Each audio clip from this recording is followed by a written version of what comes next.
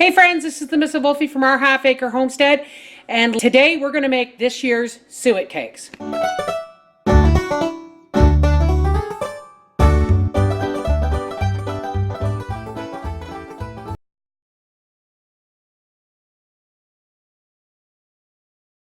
Now somebody asked me to show how I dry my eggshells. This is it. Okay, I just keep them in a number 10 can, and when the wood stove's going, I set it on top of a wire rack on top of the wood stove, and I just put a lid on it and they dry out and they get nice and crispy crunchy. So I'm going to put these in the food processor to grind them up. So here we have the bits of grizzle and meat from rendering out my lard, and there's probably enough, there's going to be enough fat here that when this chills it's going to solidify. So I'm going to dump my eggshells in there. This is going to give them extra calcium and minerals to keep them in the laying mode over the winter, especially when they're inside for the winter. One of the things about giving your laying hens eggshell is you want to make sure it's completely crushed into a grit or powder form. Now it may seem odd giving it back to them, but you figure this is what their body needed to make this. So why not give it back to them? Also, you don't want any big pieces so that it is recognizable as eggshell, or they might get it into their heads to start eating their own eggs. So now we have that, and we're going to mix that in. Oh, the chickens are going to love this. Now I have a 10-ounce can of plain scratch grain. Oh wow, this is a lot. All right, I'll meet you at the island and we'll get this organized.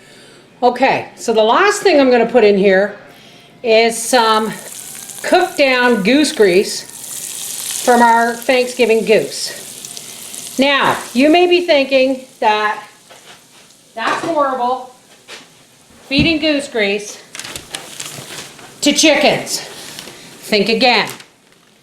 Geese are total herbivores. They'll eat grain, but their favorite food is grass. Chickens, they eat meat and they love protein. You don't believe me? Throw a few worms into your chicken yard and watch them go to town. All right, I'm going to stir this up and then we're going to mold it. Okay, so I've got a bunch of these, my bread loaves, and I've lined them with parchment. And I've put a little folded kind of tent in this big long one because one of these is enough. I'm only going to have, maybe 10 laying hens this winter to overwinter, plus the rooster. One of these every week over the coldest part of the winter really goes a long way to giving them a nutritional, fatty protein boost. This is how I make my pan divider. I take a piece of parchment, I fold it in half and in half again, and then I fold it in half again, lengthwise, and then I fold back this part and the other side, and that should just fit in there just nice. And the weight of our suet cake will hold it in place.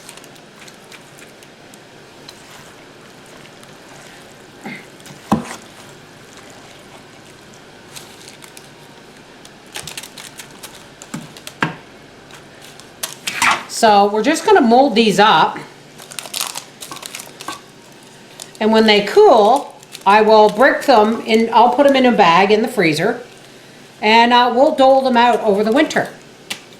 So we'll be back when I have these all molded up, and I'll show you what they look like when they're cool. So here's our suet cakes. They're out in the front porch here cooling, and they're nice and firm. And what I'm going to do now is I'm just going to bag them up and put them in the freezer, and then I'll have them for the coldest weather.